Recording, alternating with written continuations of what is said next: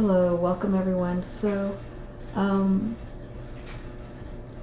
the title of this episode, as you see here, is hashtag Decan Walk 2023. Now, I came across this the other day.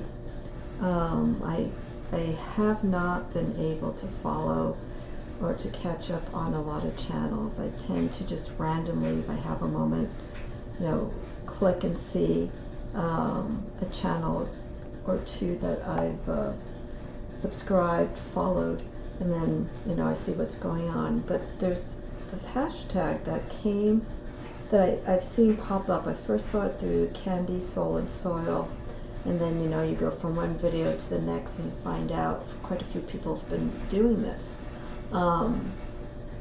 So I had to jump on this because, as some of you know, astrology has been an influence for me for doing my readings, especially in the last few years. And to see, I believe it was Dawn Michelle from Boho Tarot, or she's now known as Dawn Michelle Tarot, and Marlene Theresa from Marlene Theresa. I think they started a conversation on Facebook, and then it was Marlene Theresa who decided to create this hashtag. So I looked at the requirements, and it's pretty loose. It's just pretty much different ways that you can approach the understanding of the decans. And I believe Marlene is doing this through all the 36 decans. I sent her a quick comment to see if she is going through all of it. I'm guessing she is, since she started the tag. But since I've been doing the decan readings for the last 3 years, I don't feel annually that I need to do a journey of the decans. It's good to do a refresher every now and then, maybe pull a few cards during that decan week, and just see where things are with that energy of that decan. Now, decans are pretty much all set. Decans are a way of bringing in the minor arcana and introducing the signs and planetary influences for the 30 degree placement of where these decans are placed. So if you look in my playlist, and I'll put it in the description, I have a playlist where I go into detail about the different planets, the signs, and the minor arcana card that is influenced for each of these cards during each astrological month. So for each astrological month, in a quick nutshell, let's just focus on the month of Taurus. Okay, so from 0 to 10, 10 to 20, 20 to 30, those are the 3 segments that break up the month of Taurus when it comes to the use of the minor arcana. So we just ended the Taurus 1 decan from April 19th, 20th. It changes every other year. It's either Taurus falls either on April 19th or 20th, and that decan ends. It's about 10 days, 8 to 10 days, depending on how you want to break it up. But decan means 10, so we tend to stick to the 10 days. So Taurus 1 is April 19th, 20th, again, depending on where it falls each year. This year's on the 19th. And for the 10 days, we go into April 29th or 30th for that first Taurus, for the Taurus 1. And that planet that rules that decan is Mercury. So it would be Mercury in Taurus. I'm just going to go through it quickly, and then I'm going to show you the cards that I have here. Taurus 2, the Taurus 2 decan, which is where we are right now, April 30th or May 1st to May 9th or to the 10th. And that second decan of Taurus is ruled by the moon. Okay, so keep in mind, these are set placements of the planets with each of these decans. It doesn't mean that during April 30th to May 10th or April 19th to April 30th that the planet is going to be in Mercury during that time, or the luminary of the moon is going to be in that time, so on and so forth. These are fixed, these are guides, these are energy forces and influences that you can use during that week to kind of hone down specifically on what you want to work on, what you want to focus on. Our third decan for Taurus, which runs May 10th or 11th to May 20th or 21st, is ruled by the planet Saturn. Let me say that in a more confident way. It is ruled by the planet Saturn, and it is the Seven of Pentacles, the moon in Taurus, which is where we are in right now, is Six of Coins, and then Taurus 1, Mercury in Taurus. So I'm just going to give a brief overview of those planetary influences. And I'm going to just pull a card or two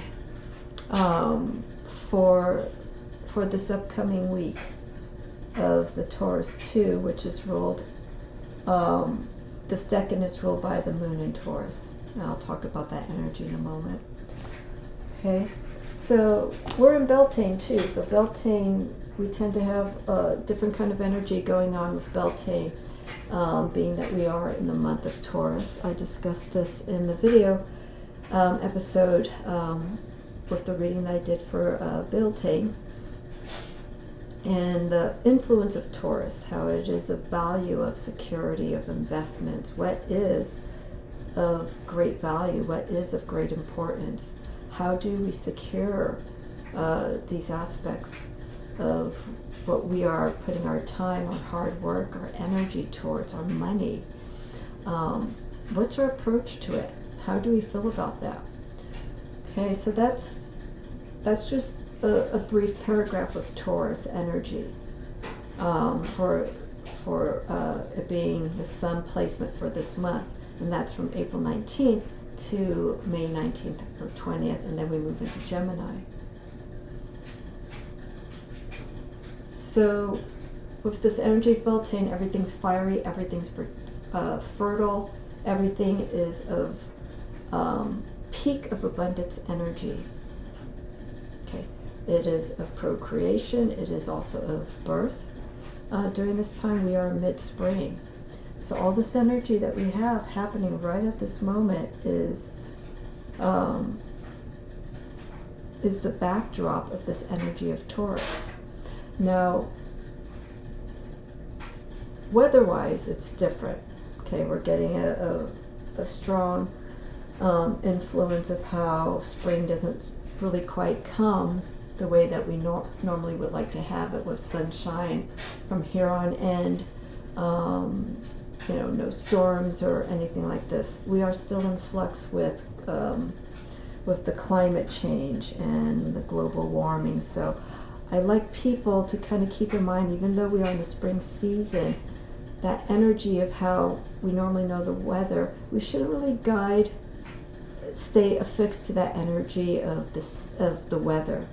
We can focus on this energy of spring, the creativity, the energy of being productive and going outside and intermingling.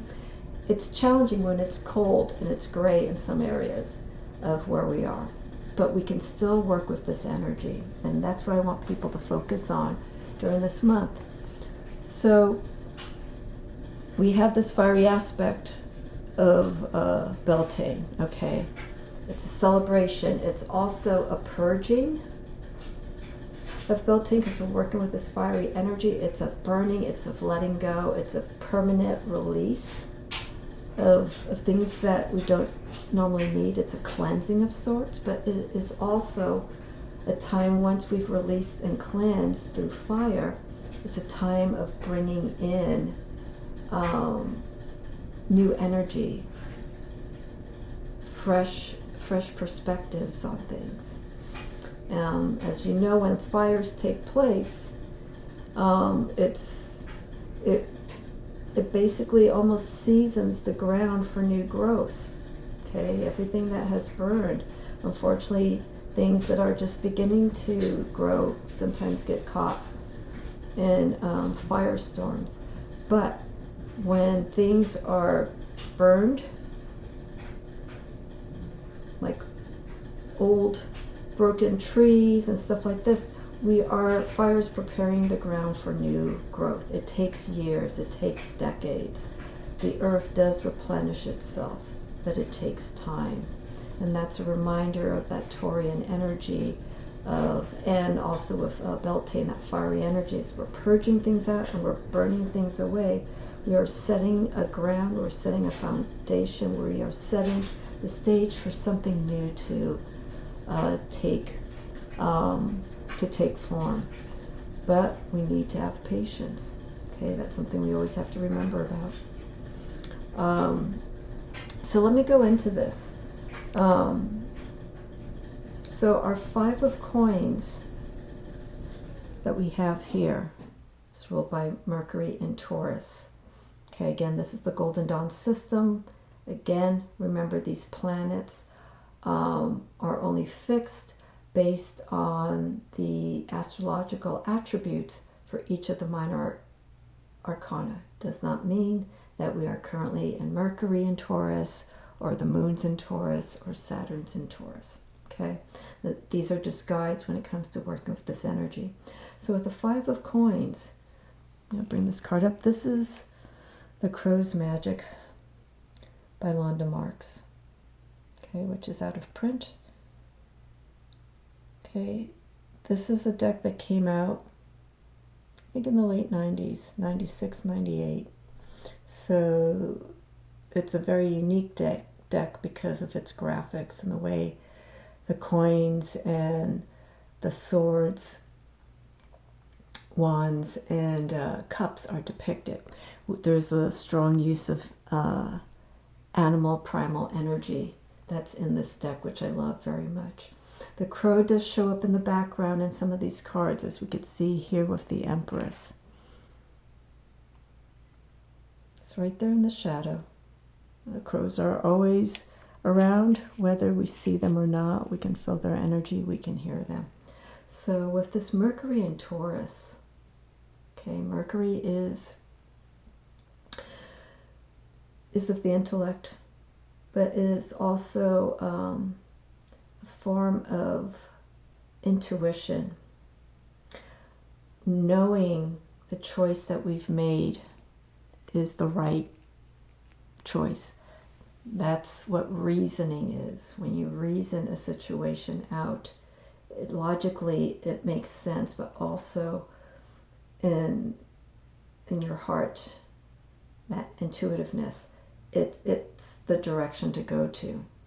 I like the word reasoning because it is a culmination of the analytical mind and the heart meeting together. But with the 5 of coins, we always see this energy of despair, struggle, and the despair and struggle comes with that wanting to have security, or maybe doing work or taking a path where we thought was the right way to go, and we've seen the results of not getting back what we had hoped or we had planned or worked towards. It leaves the 5 of coins is also a sign of feeling empty-handed. There's this concern about what's going to happen at this time. So with the 5 of coins here, we're also thinking with this Mercury in Taurus, we need to have a stable, direct, and dedicated perspective on how to deal with that situation at the time. Okay, so with our 5 of coins, we have despair, we have loss, It tends to be more in the material realm. Things that are of value of us, we may have let go, or we weren't taking good responsibility of it and we lost it. Okay? So Mercury and the influence of Taurus is a good way of really analyzing what happened. Okay? Not get lost in the thoughts, but we have to start slowly taking steps. We have to slowly start taking steps to move out of our situation. And that's what Mercury is asking us. What direction are we going to take? Okay? Wants us to really think about it and reason. Use the mind in a reasonable fashion when it comes to moving out of a situation that's been challenging. Okay? So this 5 of coins, Mercury and Taurus 1, was from April 19th, 20th to April 29th, 30th. Okay? Our second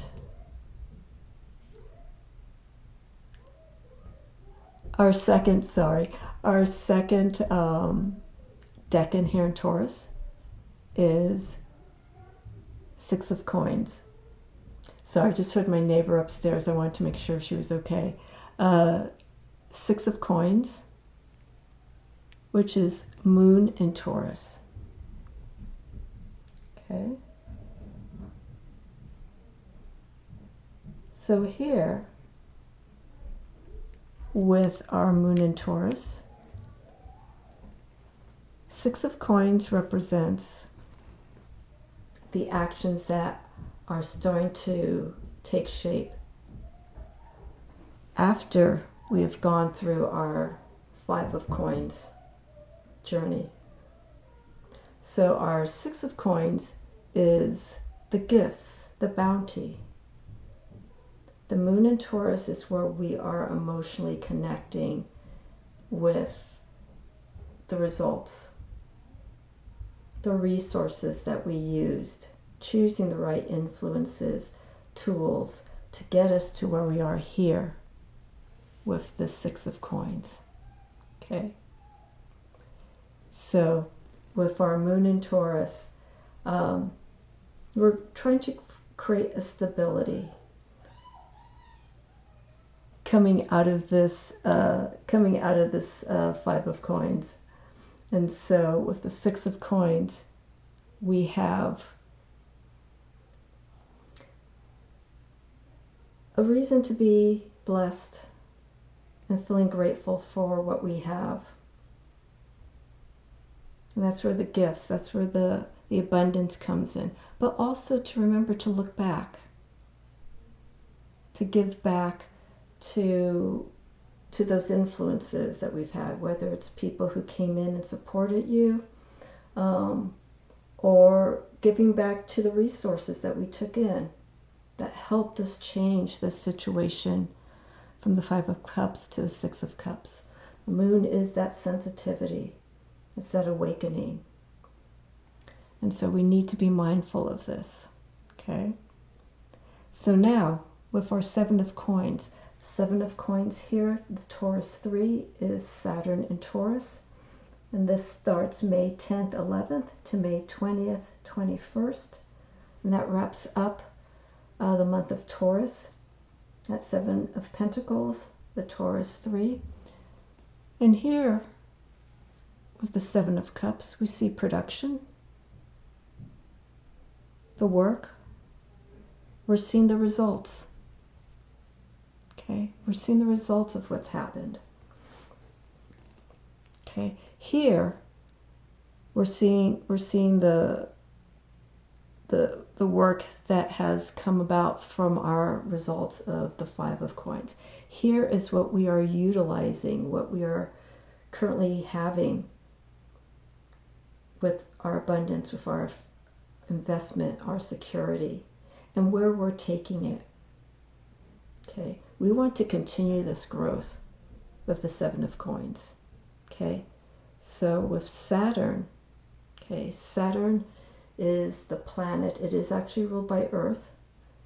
The Moon is water. Mercury is air. Okay, so we have the mind, the Moon, the intuitiveness, the heart, the emotions. Saturn is the discipline. Saturn is all about time. It's of maturity. And this placement of Saturn in Taurus is very compatible, because Saturn is giving Taurus, which is a fixed sign, it's giving this sign the influence that it needs for the Seven of Coins, the discipline, the patience, for the actions to keep this work going, so that we can benefit from all of this, so that we can share and continue to grow with the Seven of Coins energy. Saturn is a planet, even though there's a lot of talk online about Saturn, it is a planet not to be feared. When there's a Saturn return, it's fortunate but also unfortunate that a lot of these planets, they get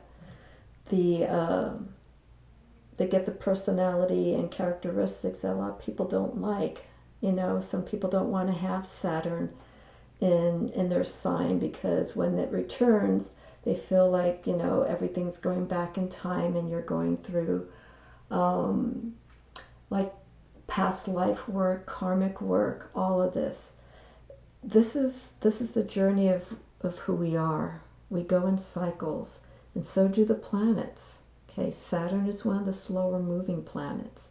It's one of the last planets before we get to the last three outer planets of Uranus, Neptune, and Pluto. And then, of course, there are the asteroids of Chiron and Ceres and Lilith. They're ongoing. But here, with Saturn is placed in a way that it gives us that focus. It gives us that drive to keep moving forward. Keep doing the work. Keep due diligence in what you are working towards. Don't stop. Saturn in Taurus is not about stopping. Okay? We're moving slower. Okay? We have what's been given to us. Now it's how we are going to put this into action, and the approaches that we're going to take to it. Okay? Here with these two cards, the Major Arcana, the Hierophant, which is ruled by Taurus. We have the Sage, the Mentor. The Hierophant here can be the spiritual guide. It's our little spirit inside of us that trusts us to do what we feel is best for us.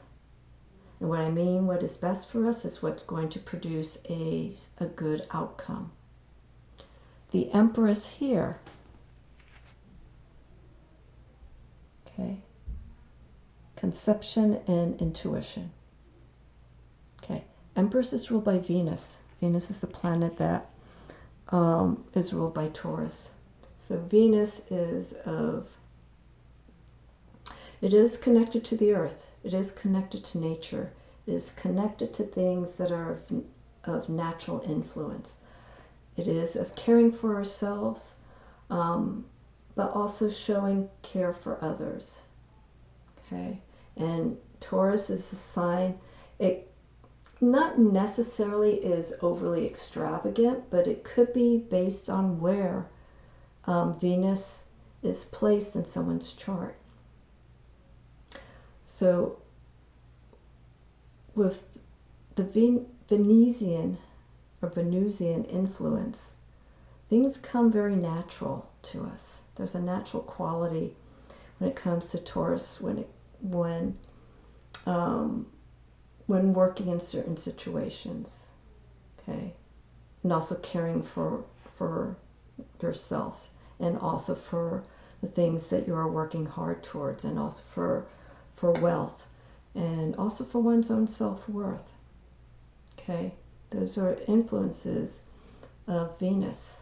Money, self-care, things that are of value to us, beauty is in the eye of the beholder is a perfect slogan to describe Taurus, and also Libra, because Libra is ruled by Venus. The Hierophant is that guide. The Hierophant is, again, following what they feel is naturally best for us. And we can be of influence to others based on the experience of what we've gained through work, through learning about ourselves and sharing resources with other people. It doesn't necessarily have to be money. It could be sharing extra things that you have that you may not need anymore, but someone else may need. Okay, so that's where we are here with a quick overview of Taurus, Venus, and the 5 through 7 coins for Taurus. 5 of coins is Mercury in Taurus. 6 of coins is the moon in Taurus. And then, of course, Saturn in Taurus. Saturn Taurus will be coming up May 10th to May 20th. We are currently in Taurus 2, April 30th to May 9th or 10th. And then we just started off with Taurus 1 with Mercury in Taurus. So when you go through the decans of each sign, the sign obviously stays the same because we're representing the sign of that astrological month, but the planets will be shifting. Okay, and so it's the order of the Golden Dawn, how they put the planets to begin with each of those signs. So for Aries, when we get to Aries 1, we start with Mars. So it'll be Mars in Aries, and Aries 2. We had,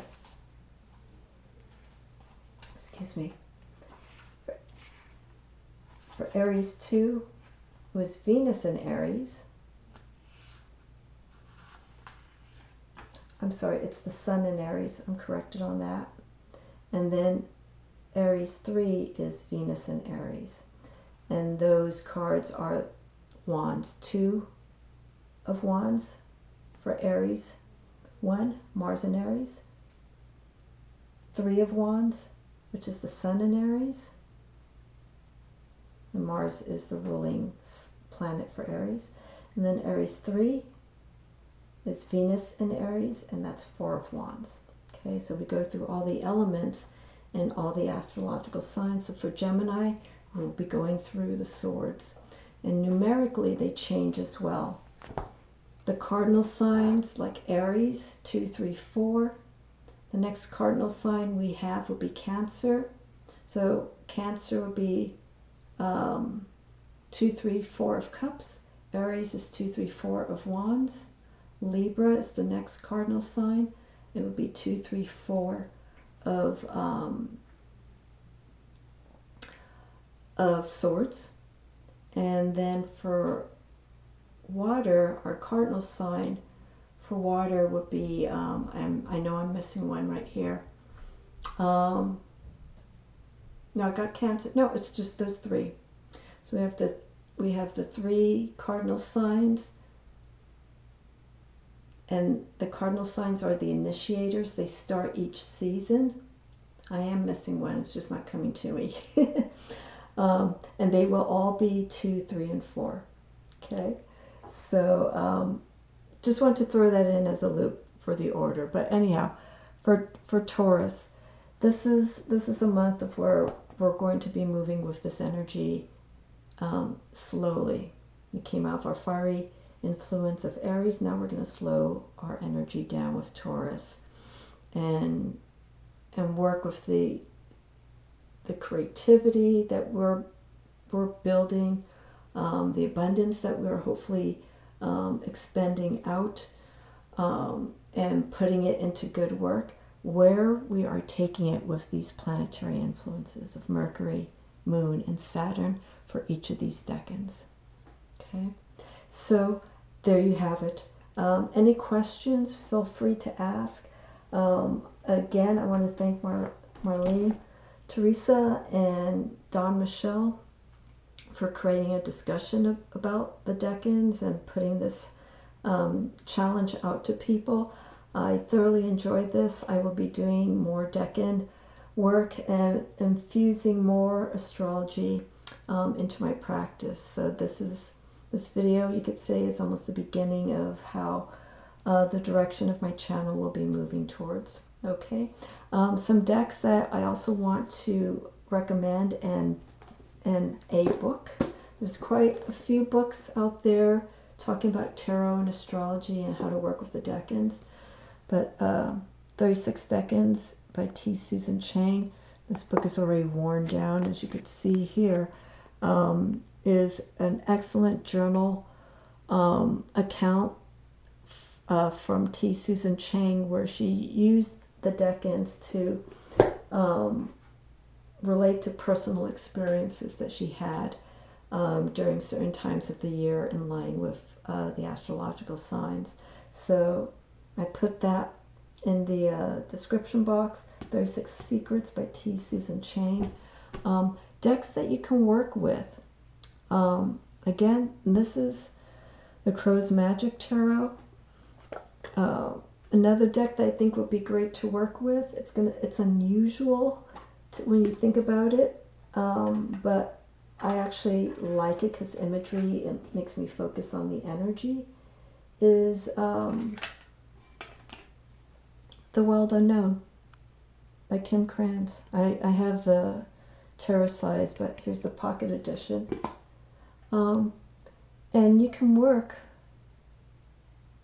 with this energy. Here's the Ten of Pentacles. And this would be representing our, I'm trying to think where we are. I believe this would be Virgo. So this could be 10 of Virgo. I have to think about that now, since I'm mentioning that. But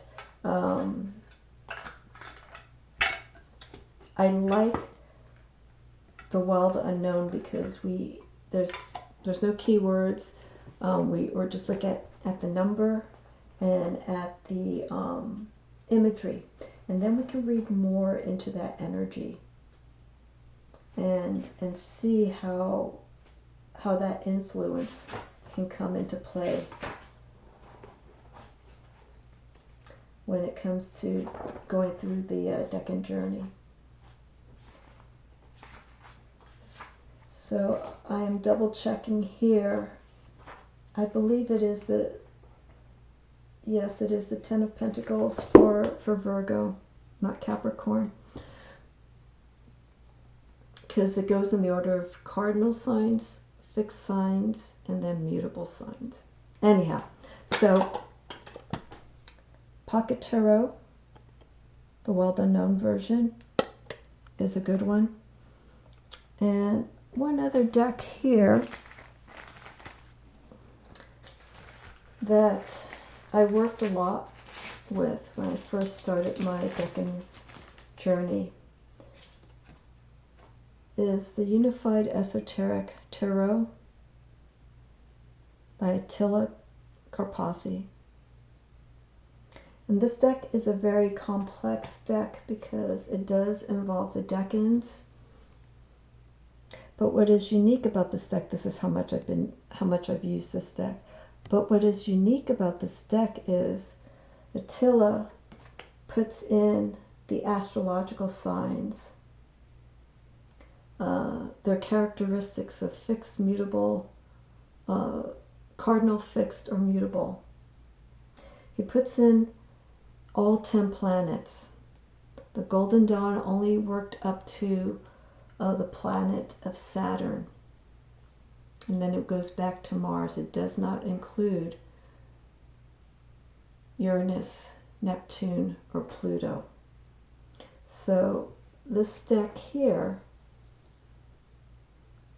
has a shift into where the planets are placed with each astrological sign because of the addition of those 10 of those 3 outer planets. So it's a deck that brings in a lot of energy. Here's another card here. And we can see here the second decan. This is Three of Swords, Uranus and Libra, for example. This deck was originally released about, I think, 2 years ago, 2 to 3 years ago. And Attila did create a second version or a follow-up version of this. And I believe now it is out of print. But I will put it in the description, so if you want to check it out. He has the Aquarian Hermetic Tarot, which is almost like the sister version of the Unified Esoteric Tarot that you can take a look at. So, so there you have it.